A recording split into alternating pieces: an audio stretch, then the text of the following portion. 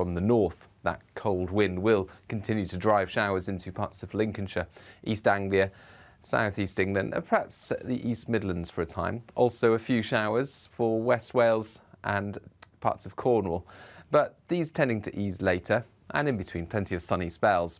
The wind feels cold, but out of the wind, in the sunshine, pleasant enough, 8 to 11 Celsius. The cloud thickens across northern and northwest Scotland later. Some outbreaks of generally light rain arrive here during the evening. They spread to other parts of mainly central and western Scotland overnight. A few light showers into Northern Ireland, northwest England and North Wales later. And this area of cloud across northwestern parts of the UK will keep things frost-free. A much milder night to come, but with clear skies further south.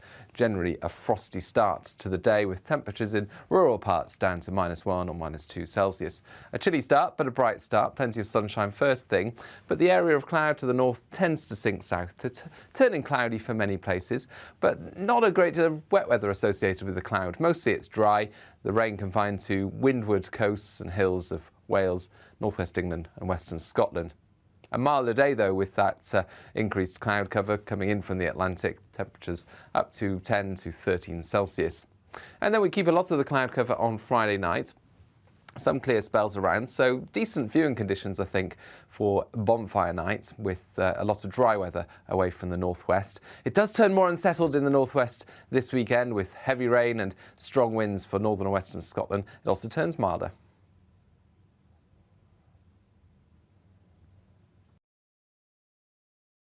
Join me, Alex Phillips, for the afternoon agenda on GB News, Monday to Thursday from 4 p.m. till 6 p.m.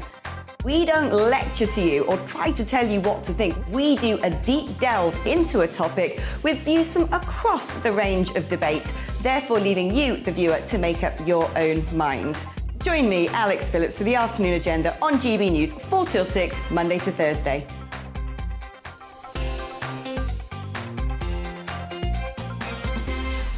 You're watching GB News live across the UK and the world on our digital stream. GB News is Britain's news channel. We are the UK's home of discussion and debate from all perspectives. We are here for you. Don't forget to join our YouTube community by clicking on that subscribe button.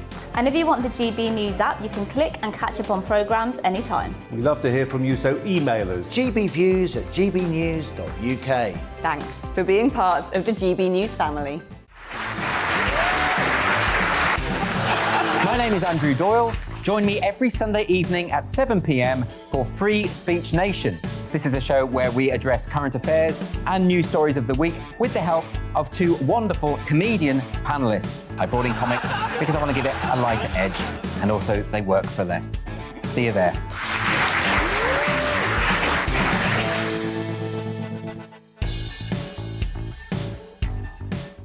Join my show Farage, 7 p.m. till 8 p.m. Monday through Thursday, and there you will get opinion, analysis, debate, and I'll cover stories that nobody else dares to touch. And then for the last 15 minutes, talking pints. We're over a drink. We have a civilised conversation with someone. We very often disagree, but we do it in a grown-up way. Come and join me on Farage.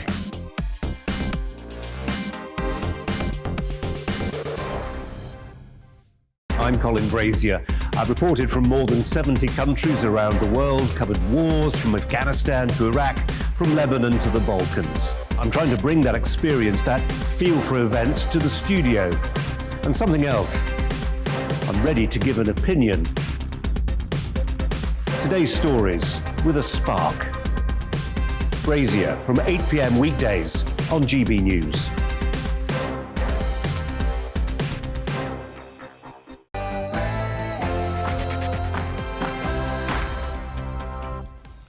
And welcome to On the Money, your daily weekday dose of economics, business and consumer news.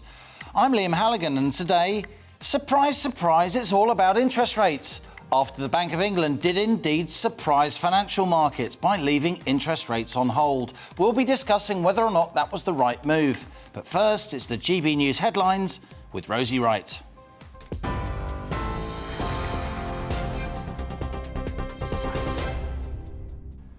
Good afternoon. This is your news at 1 o'clock. The government have performed a U-turn over the proposed changes to disciplinary proceedings for members of Parliament. MPs will now have an emergency debate next Monday to discuss the standard system. Number 10 suggested there would be a new vote on Mr Patterson's suspension and the MP disciplinary rules. Admitting this morning, the House of Commons leader, Jacob Rees-Mogg, said the vote had been contentious.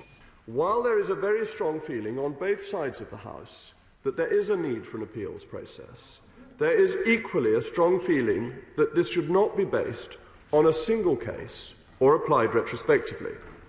I fear last night's debate conflated the individual case with the general concern. This link needs to be broken. The first pill designed to treat coronavirus has been approved by the UK medicines regulator. The tablet, Molnupiravir, will be given to patients who've been recently diagnosed with COVID and are vulnerable to illnesses like diabetes or heart disease. In clinical trials, the drug, developed by a US company, cut the risk of hospitalisation or death. Health Secretary Sajid Javid described it as a game changer. The Bank of England has decided to hold interest rates at a record low of 0.1%. The committee voted 7-2 in favour of holding the rate, which was cut to an all-time low in March of 2020. The central bank will also keep up its £895 billion cash injection into the economy. Cervical cancer rates are almost 90% lower in women who had the HPV vaccine as children. A study published in The Lancet has looked at incidence rates in those who had the jab when they were at school. Well, it found that those currently in their 20s who had the dose between the ages of 12 and 13 were far less likely to develop the disease compared with those who were unvaccinated. Cancer Research UK described the findings as historic. Australian police have charged a 36-year-old man in connection with the abduction of 4-year-old Cleo Smith. She was taken from her family's tent in a campsite in Australia more than 3 weeks ago. She was found alive and well in a locked house yesterday morning. Police have also released their recording of the moment they discovered her. We got her. I've got her. Hey, Bobby. Bring the camera in. Hey, come here. Come here. I've got you, Bobby. What's your name? You're all right. What's your name? What's your name, sweetheart? My name is Cleo. Your name You're is all Cleo. right. Hello, Cleo. More than 40 countries, including the UK, have pledged to quit using coal, the single biggest contributor to climate change. The commitments were made during the COP26 summit in Glasgow, following a UK-led coal-to-clean power transition plan. Countries, including Poland, Vietnam and Chile, have vowed to phase out coal power in the 2030s. Poorer nations have until the 2040s to make the same transition. But some of the largest consumers of coal, China, Australia, India and the US, didn't sign the pledge. Cricketer Azim Rafiq says the problem with a racial slur used against him by a teammate is about institutional racism rather than the use of specific words. Posting on Twitter, the 30-year-old who played cricket for Yorkshire County Cricket Club said the sport he loves needs reform and change. Former England cricketer Gary Ballance has admitted using a slur against Rafiq and says he regrets saying it. A bird flu prevention zone has been declared across Britain after a rise in detection of the disease. It's going to be a legal requirement for all bird keepers to follow strict biosecurity measures to help protect their flocks. The chief veterinary officers for England, Wales and Scotland say the actions must be taken now to prevent the flu spreading further to other poultry and domestic birds. Officials say the risk to the public, though, is very low. And the retailer John Lewis has released its annual Christmas advert this morning, around a fortnight earlier than expected.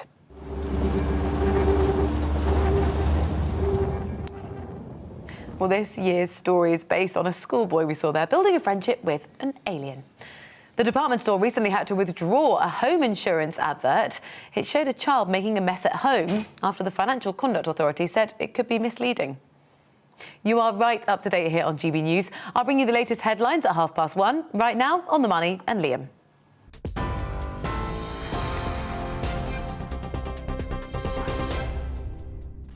And this is On the Money. Inflation's heading for a 10-year high. Official. But there's no need to raise interest rates, says the Bank of England, with the bank's Monetary Policy Committee voting to keep rates at a record low of 0.1%. Does that decision stack up? Plus, each day On the Money features an in-depth Money Talks interview with a policymaker or business leader. Today we're joined by the man who was running the Treasury when the pound crashed out of the European exchange rate mechanism in 1992. It's former Chancellor Norman Lamont. He's our latest Money Talks guest later in the show. And as ever, I want your questions, opinions, suggestions.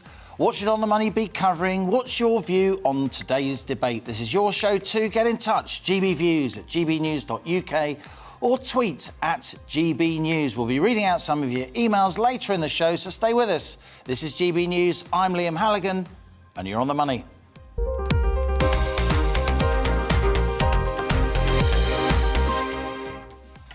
So the Bank of England has left interest rates on hold for now. The so-called bank rate, the interest our central bank charges commercial banks, by definition and the lowest interest rate in the entire economy, remains at the ultra-low emergency level of 0.1%. This is viewed by some as a surprise decision. With inflation running at 3.1%, well above the Bank of England's 2% target, the money markets were betting that the bank's Monetary Policy Committee, the MPC, would vote to bear down on those price pressures by raising rates from, say, 0.1% to 0.25%. But this lunchtime, the 9 MPC economists voted by 7-2 to keep rates on hold, while they voted 6-3 to continue the bank's bond purchases under its so-called quantitative easing programme. So despite upward inflationary pressures, the virtual money printing goes on. Reflecting that this was a surprise decision, the pound has fallen since the bank's announcement.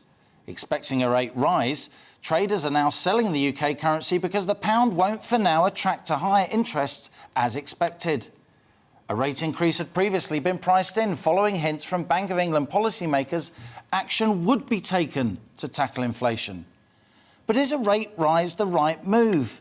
UK inflation's mainly due to energy price rises, supply chain problems, labour shortages and related wage pressures, none of which would be helped by raising rates and making mortgage payments and other interest charges more expensive for often hard-pressed consumers and firms.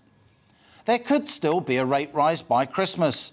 The minutes of this latest MPC meeting warn it will be necessary over coming months to increase the bank rate in order to return inflation sustainably to the 2% target. That's pretty explicit. And the next MPC meeting will be in the middle of December, December the 16th. The bank's latest quarterly forecast predict inflation will now peak at 5%, the highest since 2011. That's in April 2022. Yet the economy is struggling, taking longer to regain the economic ground lost to lockdown, with pre-pandemic activity levels not now expected until early next year. It's a conundrum, and that's why it's your On The Money question today. Interest rates were kept on hold for now. Was that the right decision?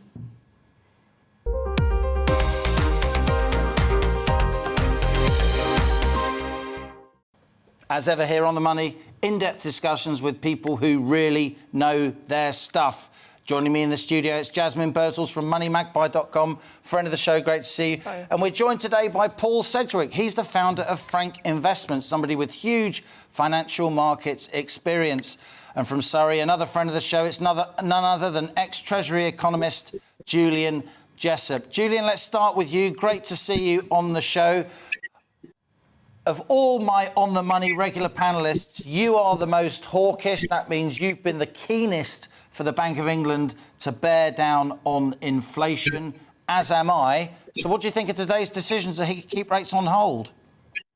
Well, given that, you won't be surprised to hear that I think the bank has made a mistake today. Ironically, it made the argument for raising interest rates today, but didn't actually do so. So it said that an interest rate increase over the next few months would be necessary to keep inflation down over the medium to longer term.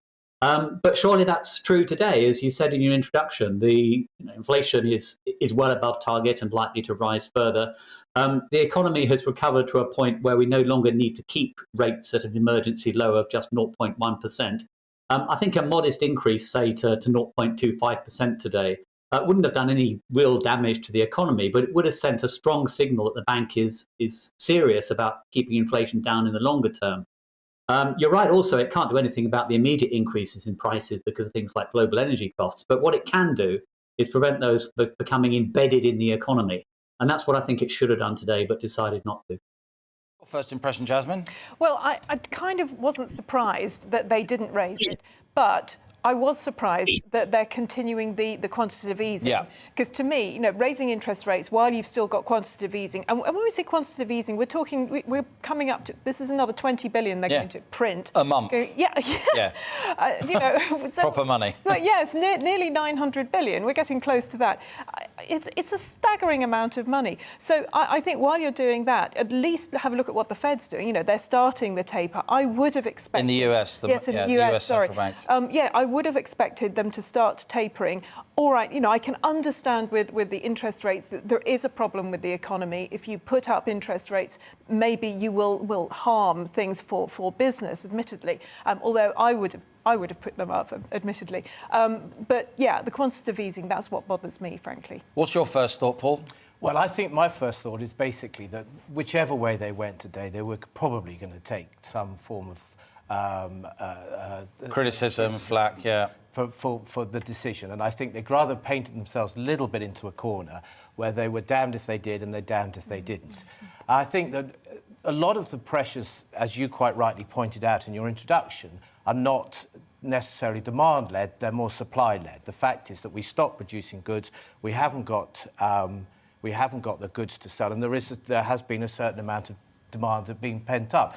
The consumer is slightly better off than they have been. They do want to start to get out there and spend money again. And recently you've seen higher taxation to pay for some of the pandemic.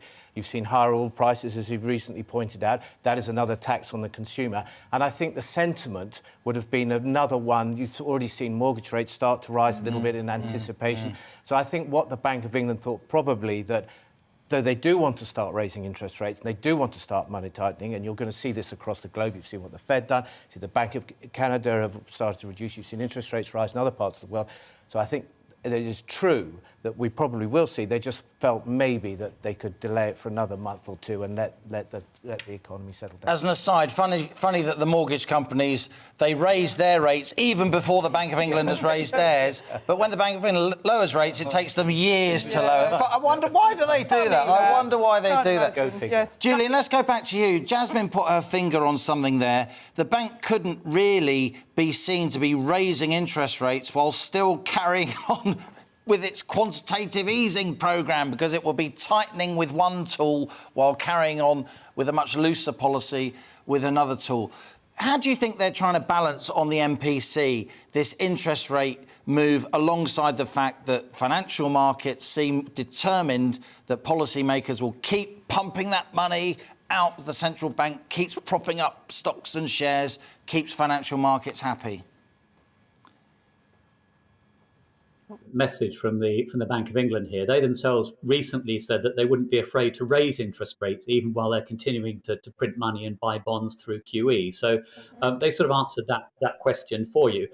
As it happens, I think that we are close to the end of QE. All I think they committed to do today was to continue the existing programme, which should be completed by the end of this year. I think it would have been helpful for them to send a clearer signal that they won't continue with QE next year. I mean, maybe I'd missed that. Maybe that's going to be buried somewhere in the press conference or some of the detailed publications that come out today. But it does look like they're sort of talking about the prospect of taking action, but not actually doing anything. And I think that sort of inconsistency of message is bad for their credibility. Sterling has fallen a little bit, not massively. There wasn't a huge weight of money in the markets pushing for or predicting a rate rise, but it certainly was on balance. Do you think we could see a rise before Christmas? Well, I would hope so, honestly. You know, I would hope that they would. And you know, as Julian is saying about quantitative easing programme finishing at the end of the year, honestly, I wonder if they might bring it back again next year. Because it does feel to me that in the West, quantitative easing is seen as the answer to everything. You know, it's gone from emergency measure after the financial crisis to lifestyle choice. It's like we're addicted. Yeah, absolutely. And it feels to me like central banks are like horrible liberal parents to the government. So, you know, giving money for drugs. So just like, you know, a government goes, oh, I've got a problem. Don't worry, love. We'll print some more money. I mean, literally, that does seem to be the way it is. Well, you're steeped in financial markets, Paul, if I may say so. I mean, traders of stocks and bonds, I mean, they've never known anything other than quantitative easing, a lot of them. This has been going on since 2008, 2009. What would financial markets do if the Bank of England just said, no more quantitative easing? We might actually even start to reverse it. Well, I think the answer to that question is it depends very much on how that message is given out. So the Federal Reserve made the financial markets very aware of what their thought process was, that they were leading up to the point where they were going to reduce quantitative easing over a period of time and then start to raise interest rates. And in the last couple of days, they've signalled that quite strongly, haven't they? But what the markets don't like is a shock. So they don't like something where something happens that they're not expecting. So this is why the Fed in particular, and this is why also people, investors and money managers look very carefully at what Andrew Bailey's saying. Any central banker says about what their forward monetary policy is going to be, so that markets prepare themselves in anticipation for what would be a shock, as if you suddenly woke up tomorrow morning and found interest rates were 50 basis points where nobody expected, or something like that. So I think the messaging is always very important from central banks to prepare capital markets for. But you're right. I mean, if you're 30 years of age, having come into university, coming from university, work in financial institutions, you've never seen anything else but virtually zero interest rates. You had a small period of time in the US where they went up to about 2.5%. But through my career, your career and everything else, we were used to interest rates being sort of 3%, 4%, 5%. And we'll be talking to Norman Lamont later in the show. Interest 15%. I remember that day very well. But it's true, though, isn't it? If you're a young trader, and most of them are traders, or most traders these days are just robots and algorithms, you've never known anything other than ultra-low interest rates, low inflation, but higher than the interest rates, so interest rates are negative. Yeah. Big central banks pumping money into the markets. You've never had to pick stocks. You've never had to look at companies and their merits. It's all about momentum. Everything about trading in the last 10 years has been, what is the central bank going to do or say next, it seems to me. Julian, I don't want to be unkind about the Bank of England governor at all, Andrew Bailey, just mentioned there by Paul Sedgwick. But it does strike me he's done a bit of a volte-face here. Not so long ago, just weeks ago, he was saying inflationary is transitory, don't worry, all these mad columnists talking about inflation, and yet the Bank of England's now predicting 5% inflation by next spring. There's been a bit of a volte-face here, hasn't there? I don't really want to get into the game of criticising MPC members either, but that said, I'm going to do so. The message at the moment seems to be that there's too much uncertainty out there about the labour market and whether these price pressures are going to be permanent or transitory. But if you simply look at the track record of the Bank of England over the last year or so, they have consistently underestimated the strength of the economic recovery, the labour market in particular, and also those transitory price pressures, all of which seem to have been larger and longer lasting than expected. So I think a bit of humility might say, well, yes, I mean, there's lots of uncertainty here, but we seem to have got it wrong in one direction consistently over the last year. Maybe we should err on the side of caution and recognise that inflation probably will be a bit higher for longer, and therefore that we need to take at least some sort of symbolic move to recognise that in our monetary policy decisions and nudge interest rates up even just a little bit to send a clear signal of credibility.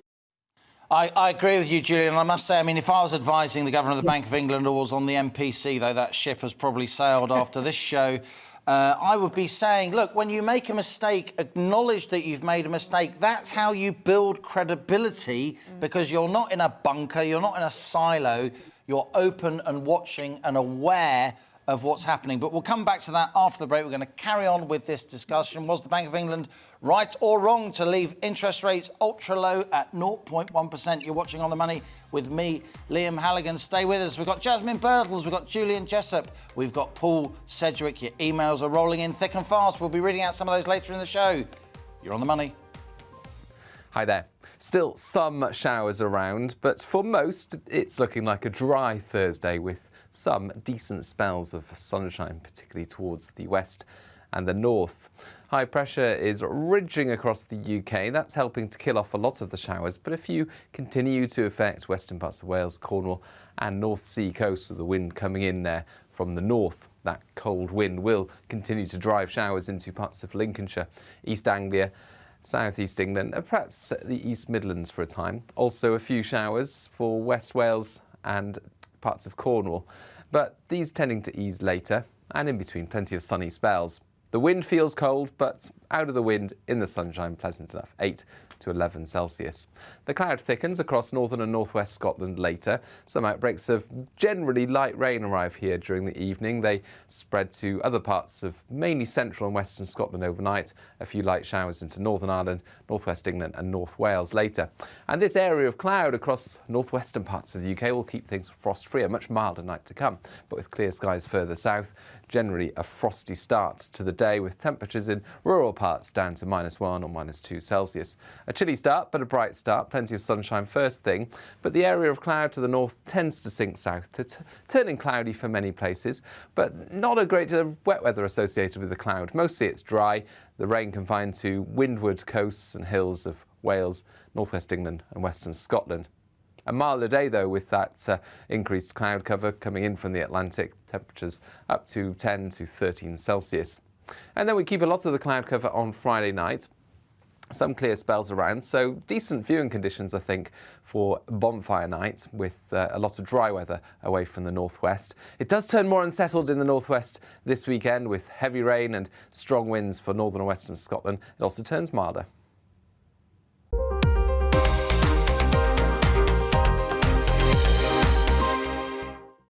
You're watching GB News live across the UK and the world on our digital stream. GB News is Britain's news channel. We are the UK's home of discussion and debate from all perspectives. We are here for you. Don't forget to join our YouTube community by clicking on that subscribe button. And if you want the GB News app, you can click and catch up on programmes anytime. We love to hear from you, so email us. gbviews@gbnews.uk. Thanks for being part of the GB News family.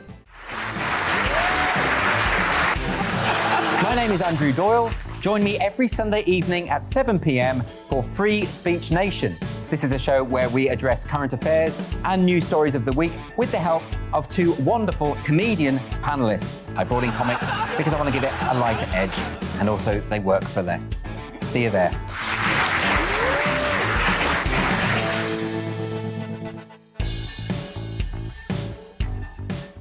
Join my show Farage, 7 p.m. till 8 p.m. Monday through Thursday, and there you will get opinion, analysis, debate, and I'll cover stories that nobody else dares to touch.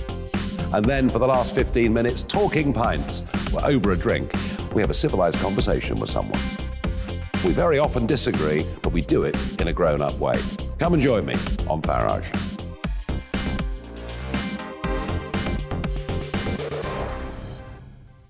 I'm Colin Brazier. I've reported from more than 70 countries around the world, covered wars from Afghanistan to Iraq, from Lebanon to the Balkans. I'm trying to bring that experience, that feel for events, to the studio. And something else. I'm ready to give an opinion. Today's stories with a spark. Brazier from 8 p.m. weekdays on GB News.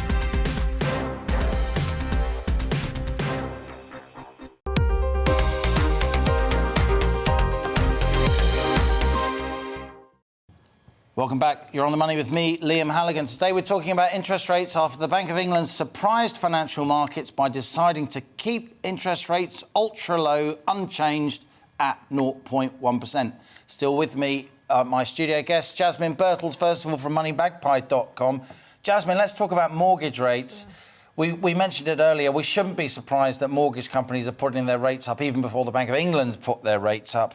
Should we? No, absolutely. It was actually quite funny to see them. Nationwide has pulled its tracker rates. It's pulled its really cheap ones, and then HSBC, TSB, they followed suit. They absolutely have priced it in. But, you know, to be fair, they've had phenomenally low rates and long fixed rates, eye-wateringly low interest rates. So I can well imagine that they've got fingers on the buttons going to take this off as soon as we see rates even begin to rise. Paul Sedgwick, founder of Frank Investments. How do you think financial markets will react as and when interest rates do go up? Because the cycle is clearly turning. The Brazilians have just raised rates, a big economy. The South Koreans, top 20 global economy. The Norwegians have just raised interest rates. The Russians, another pretty chunky economy. Rates are going up. Yeah. What will financial markets do? Well, I think the first question is the pace of which they go up. So I think that it's... But obviously, equity markets and all markets are driven by the cost of money, effectively. And if the cost of money goes up, that makes asset prices can become less attractive because of that, particularly risk asset prices. I mean, it's simple enough. If you can borrow a mortgage at a very low amount of money, you can afford to buy a slightly bigger house.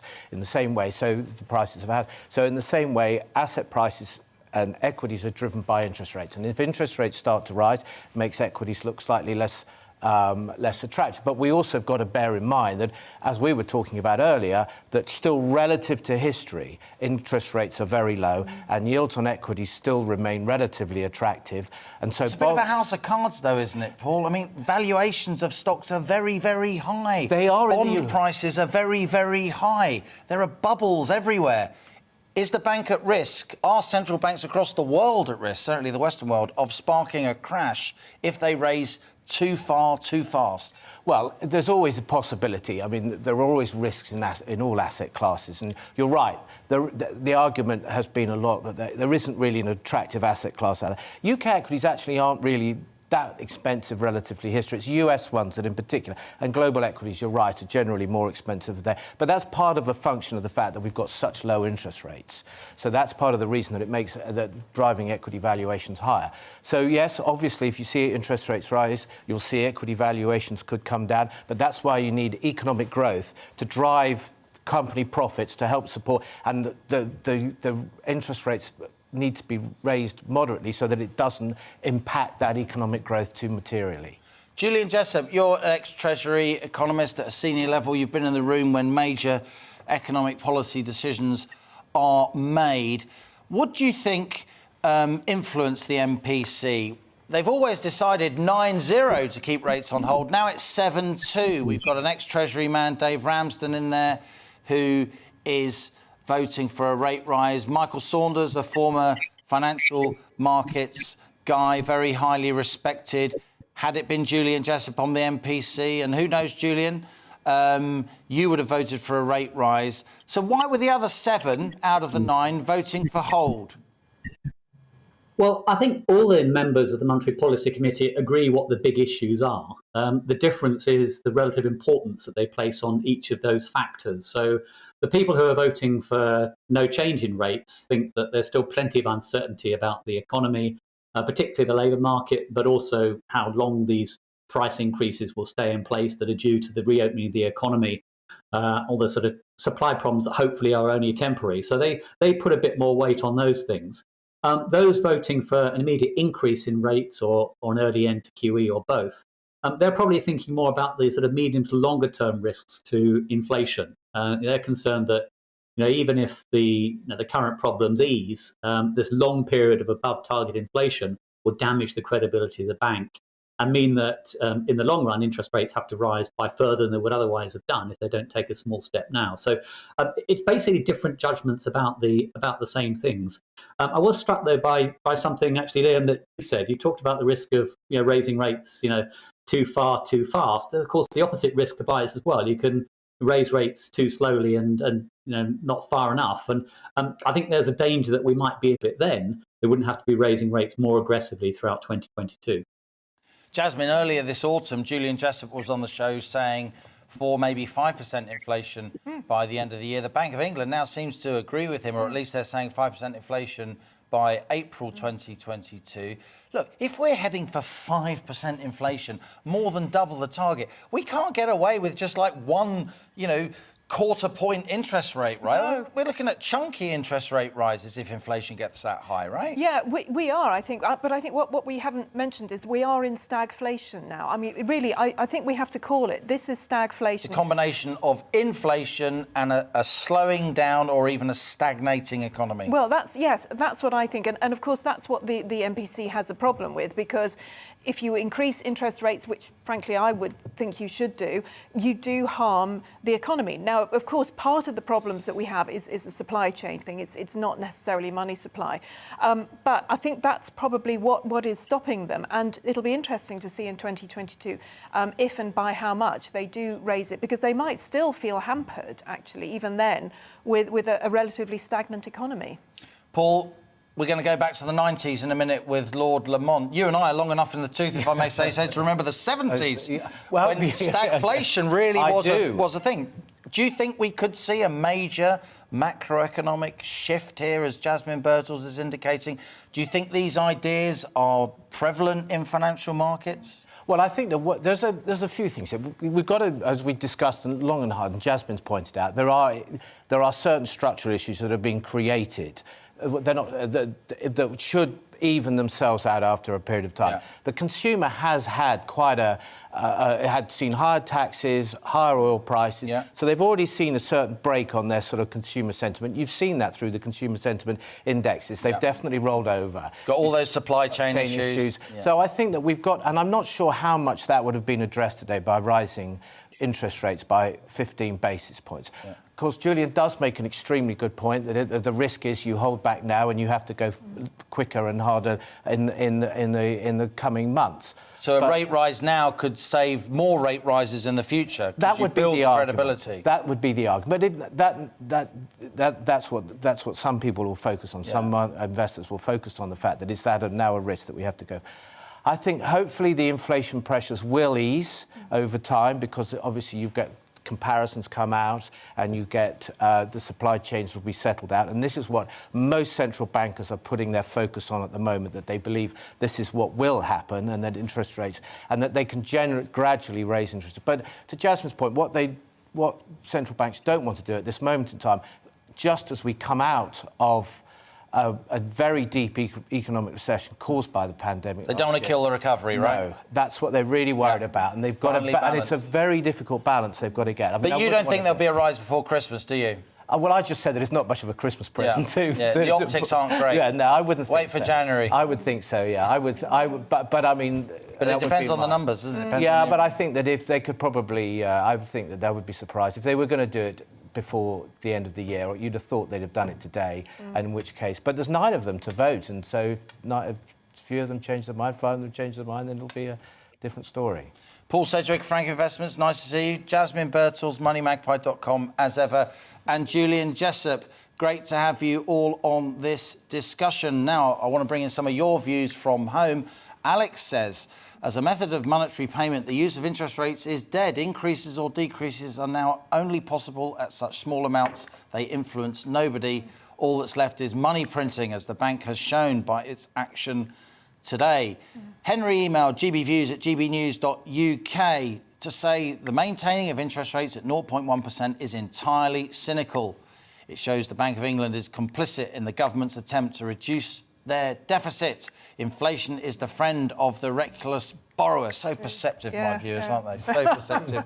And Michael says QE, quantitative easing, should be reduced over time, and at the same time, interest rates should increase over a period of time, depending on the domestic situation.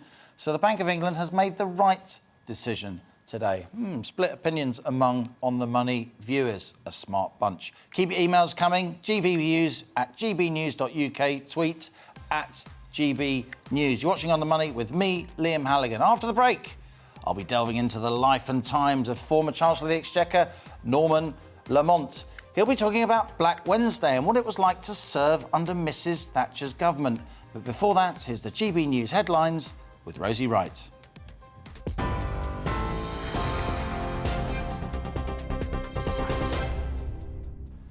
Good afternoon. Let's get you up to date. The government have performed a U-turn over the proposed changes to disciplinary proceedings for members of Parliament. MPs will now have an emergency debate next Monday to discuss the standard system. Number 10 suggested there would also be a new vote on Mr Patterson's suspension and the new rules. Cervical cancer rates are almost 90% lower in women who had the HPV vaccine as children. A study published in The Lancet found that those in their 20s who had the dose between the ages of 12 and 13 were far less likely to develop the disease than those who didn't have the vaccine. The Bank of England has decided to hold interest rates at the record low of 0.1%. The committee voted 7-2 in favour of holding the rate, which was cut to the all-time low in March 2020. Australian police have charged a 36-year-old man in connection with the abduction of 4-year-old Cleo Smith. She was taken from her family's tent in Australia more than 3 weeks ago. She was found alive and well in a locked house yesterday morning. Retailer John Lewis has released its annual Christmas advert around a fortnight earlier than expected. This year's story is based on a schoolboy we've just seen building a friendship with an alien. The department store's recently withdrawn a home insurance advert after the Financial Conduct Authority said it could be misleading. You are up to date here on GB News. I'll be back at 2 o'clock with all of our top stories.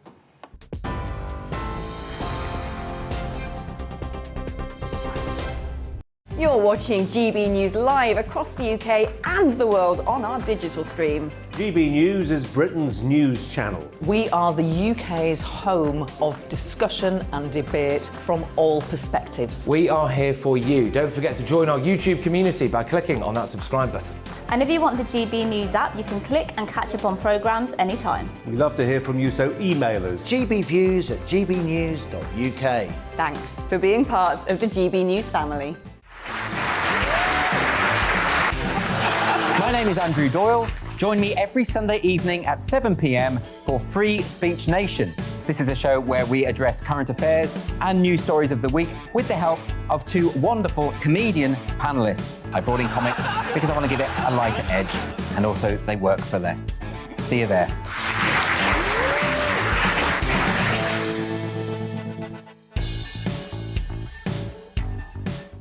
Join my show Farage, 7 p.m. till 8 p.m. Monday through Thursday. And there you will get opinion, analysis, debate, and I'll cover stories that nobody else dares to touch. And then for the last 15 minutes, talking pints. We're over a drink. We have a civilised conversation with someone. We very often disagree, but we do it in a grown-up way. Come and join me on Farage.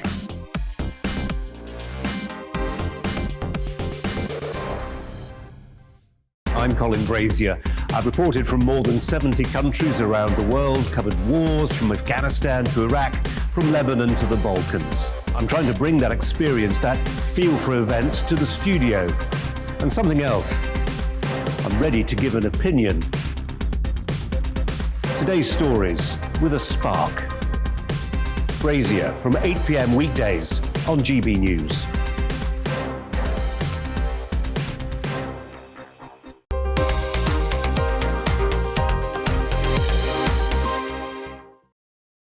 Welcome back. Now, as regular viewers know, Money Talks is all about in-depth interviews with business leaders, policymakers and others with an interesting commercial perspective. Lately, we've interviewed an Australian mining mogul, the owner of a West Country woolen duvet company and a multi-millionaire plumber. Well, today we're joined in the studio by Norman Lamont, who is, of course, a former Chancellor of the Exchequer. He's our latest On the Money guest.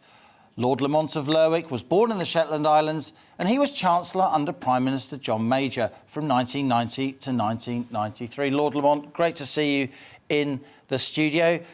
Off the bat, got to ask you, Bank of England, were they right to keep rates on hold?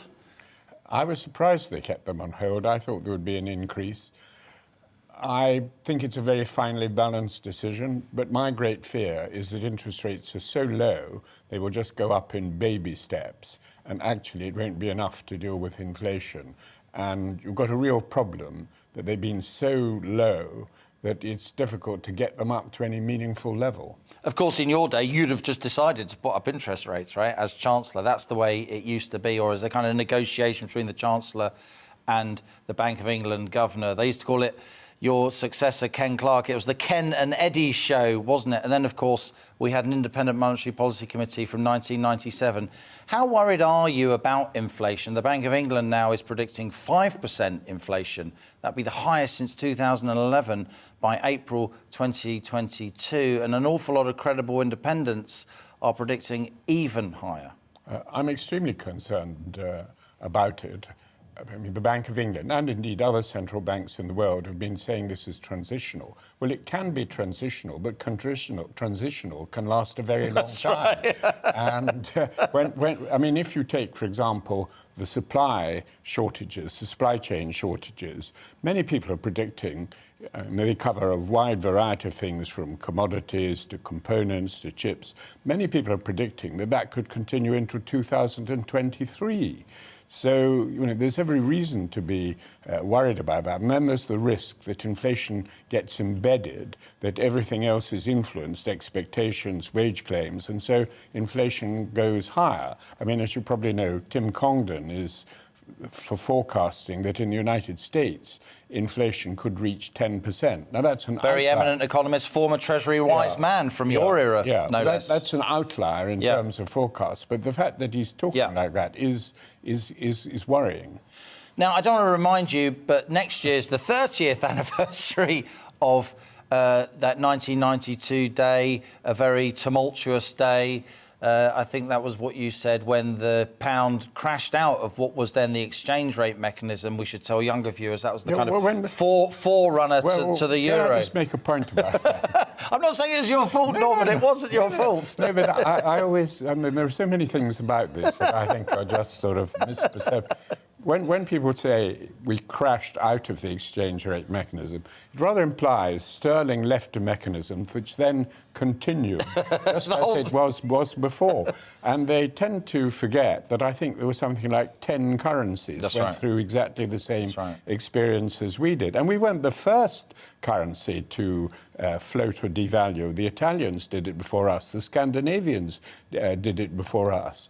And I don't know why in the UK this has become a great thing. I remember some years ago, it was one of these anniversaries of so-called Black Wednesday. But Mario Draghi rang me up. I mean, he used to be a good friend of mine. He said, former governor of the European Central Bank, of course. Well, now Italian Prime Minister.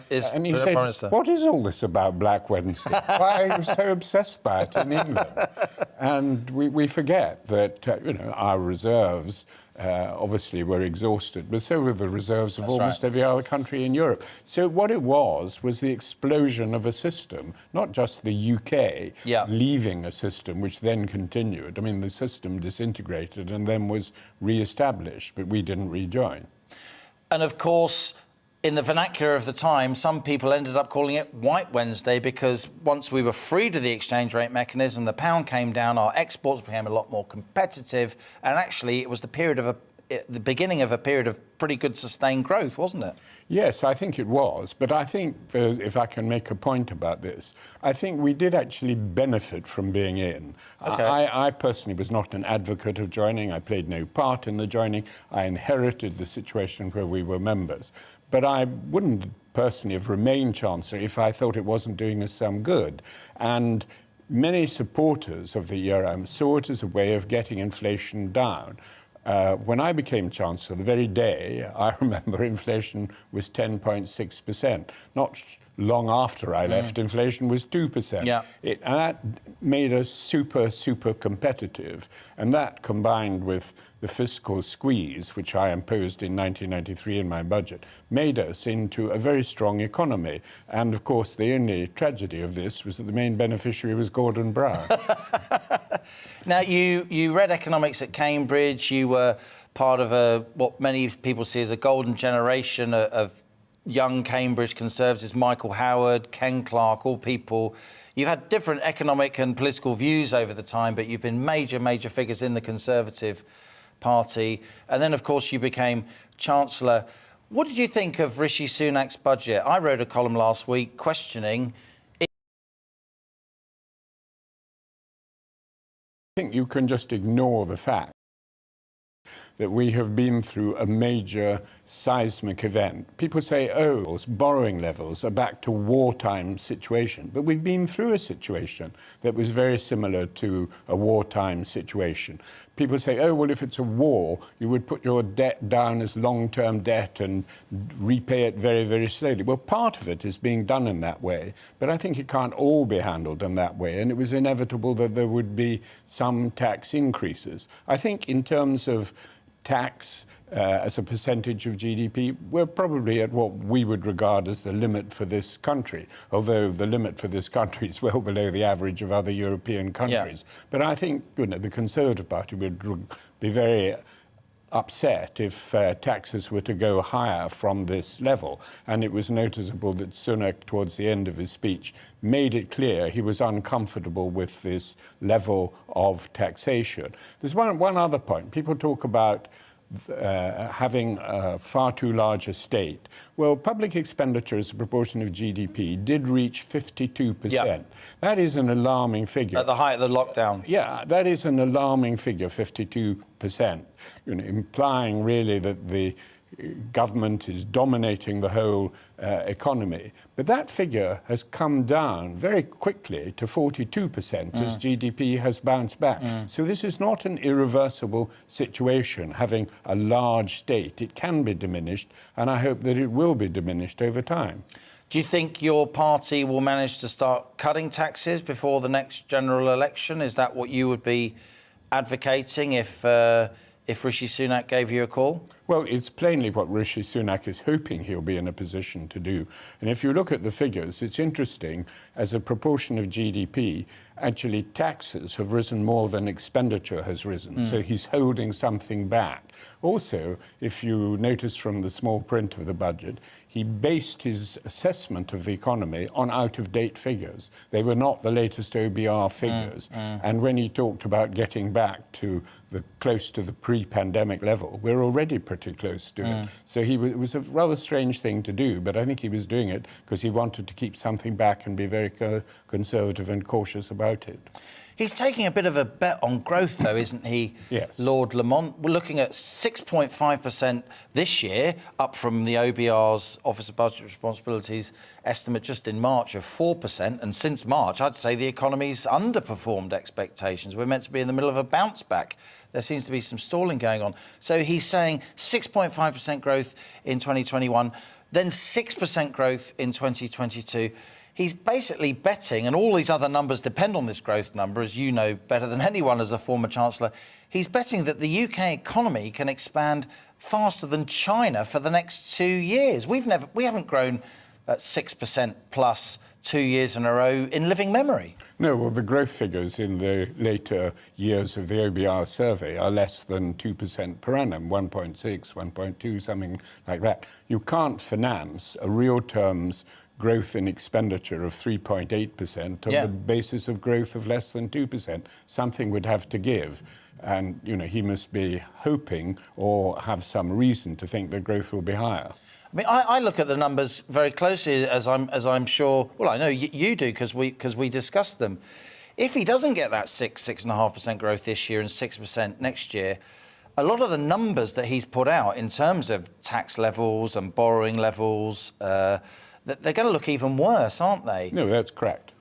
I mean, growth really drives all other numbers in the budget. So why do you think he's taken such a big risk? I just don't see how he can possibly achieve 6% growth 2 years in a row. Well, I don't think we'll achieve 6% growth, but as I said, he has held something back, and he must be, maybe it won't be possible to cut taxes. It would be wrong to cut taxes just for the sake of cutting taxes. I mean, I do believe in low taxes. I think it's the best way to allocate resources, and I think we should start from the presumption that the wealth or income someone has created belongs to them in the first instance, and you have to have a good reason to take it away from them. So, I'm strongly in favour of a low tax economy, but I don't subscribe to the view, whatever comes, we must cut taxes. I think fiscal prudence does have to come first. I mean, I thought, actually, I think I differ from you here, that although I wouldn't... although I wouldn't have chosen national insurance, I did support Sunak putting up taxes. Because I felt in the situation of the pandemic and the waiting lists for the NHS, it was almost impossible to cut spending, and fiscal prudence had to come before anything else. And I'm very pleased to see that now the borrowing figures are getting back, if not to normality, something vaguely looking like normality. Recently, your former colleague, Michael Forsyth, fellow Conservative cabinet minister in his day, now head of the Economic Affairs Committee in the House of Lords, a very distinguished committee, people like Mervyn King on that committee, Robert Skidelsky, Nick Stern, some of our most eminent economic thinkers. They put out a report, didn't they? Quantitative easing, a dangerous addiction. The Bank of England took some umbrage at that report. Do you think that title was suitable? Quantitative easing, a dangerous addiction. Are we dangerously addicted? I thought the Bank of England took needless offence, or the government took needless offence. He seemed to be worried by the word addiction. That drug addicts might be triggered or something. But perhaps the addiction is not the Bank of England, it's the government. I mean, I think there is a real risk, not just of the UK government, but governments worldwide, that because of the cost of debt, that if interest rates go up sharply, which they might need to do in order to deal with inflation, this is going to squeeze out public spending and really be unaffordable for many governments. I mean, I think this is a situation that applies in Southern Europe. I think were it not for the QE programme of the European Central Bank, countries like Italy and Greece would be in real trouble. Now, I don't think we're quite in that situation, but I think that's a warning to us that we mustn't become, the government, the UK government, must not become addicted to keeping interest rate payments down by QE and deciding this is a good choice to make rather than having to make the hard choices about what to spend money on. You were supportive of the UK leaving the European Union. I remember talking to you at the time. I think your backing of Brexit was very much from a sovereignty point of view and an economic management point of view. How do you think it's going? And can we take more advantage of the fact that we've now left the European Union? Well, I think it's too early to tell, to make an assessment. I mean, come what may, I remain completely unrepentant. I think Brexit was the right thing to do.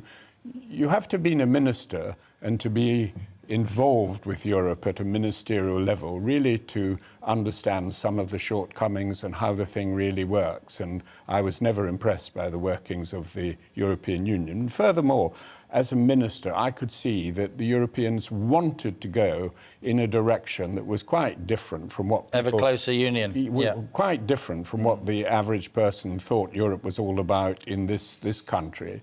And for years, I think in 1994, I made a speech that upset a lot of people, saying, I believed one day we'd have to choose whether to get out of this, so go along with a degree of integration and a lack of accountability that most people would find completely unacceptable. So, sorry, that's a long answer saying, I'm not perturbed where we are. The OBR, there's been much publicity about a statement that membership is going to have cost us 4%. But that's over... Of GDP. Of GDP. That is their opinion. I think it's just the previous Treasury forecasts that were put out at the time of the referendum recycled. But they're over a period of years. And, the margin of error over a period of years was probably dwarfs all that. So I don't take that figure...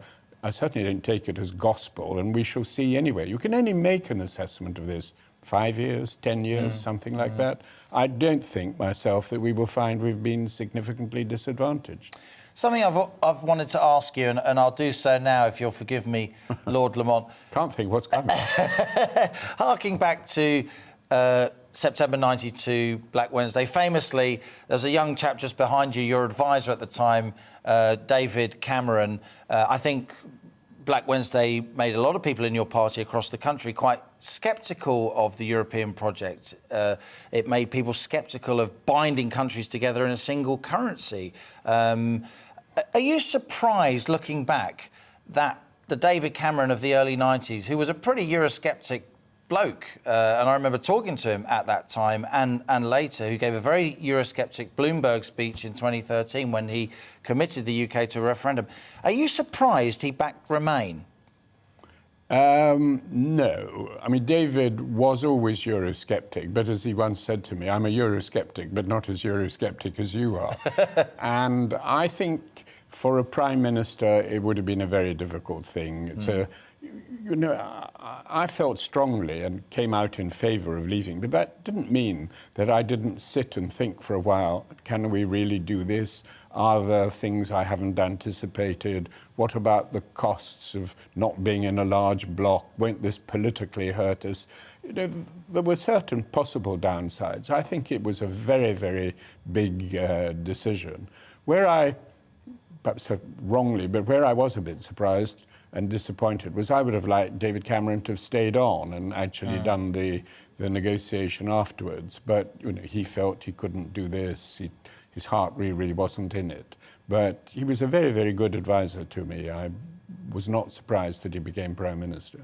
Norman Lamont, Lord Lamont of Lerwick, great to have you on the show, and we welcome you back in the studio sometime soon in the future. Good to see you. Thanks for your comments. You've been watching On the Money with me, Liam Halligan. Join me tomorrow at 1 p.m. for a 2-hour special, you lucky people. We'll be bringing you your daily dose of economic, business and consumer news here on GB News. Thanks for joining me today, and I'll see you next time. This is GB News. I'm Liam Halligan, and that was On the Money. Hi there. Still some showers around, but for most, it's looking like a dry Thursday with some decent spells of sunshine, particularly towards the west and the north. High pressure is ridging across the UK. That's helping to kill off a lot of the showers, but a few continue to affect western parts of Wales, Cornwall and North Sea coast, with the wind coming in there from the north. That cold wind will continue to drive showers into parts of Lincolnshire, East Anglia, South East England and perhaps the East Midlands for a time. Also a few showers for West Wales and parts of Cornwall, but these tending to ease later, and in between plenty of sunny spells. The wind feels cold, but out of the wind in the sunshine, pleasant enough, 8 to 11 Celsius. The cloud thickens across northern and northwest Scotland later. Some outbreaks of generally light rain arrive here during the evening. They spread to other parts of mainly central and western Scotland overnight. A few light showers into Northern Ireland, northwest England and North Wales later. And this area of cloud across northwestern parts of the UK will keep things frost-free, a much milder night to come. But with clear skies further south, generally a frosty start to the day, with temperatures in rural parts down to -1 or -2 Celsius. A chilly start, but a bright start. Plenty of sunshine first thing, but the area of cloud to the north tends to sink south, turning cloudy for many places, but not a great deal of wet weather associated with the cloud. Mostly it's dry, the rain confined to windward coasts and hills of Wales, northwest England and western Scotland. A milder day, though, with that increased cloud cover coming in from the Atlantic, temperatures up to 10 to 13 Celsius. And then we keep a lot of the cloud cover on Friday night. Some clear spells around, so decent viewing conditions, I think, for bonfire night, with a lot of dry weather away from the northwest. It does turn more unsettled in the northwest this weekend, with heavy rain and strong winds for northern and western Scotland. It also turns milder.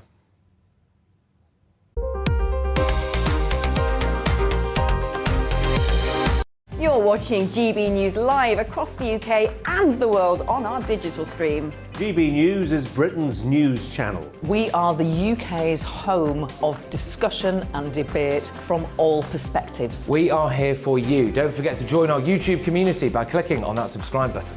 And if you want the GB News app, you can click and catch up on programmes anytime. We love to hear from you, so email us. gbviews@gbnews.uk. Thanks for being part of the GB News family. My name is Andrew Doyle. Join me every Sunday evening at 7 p.m. for free speech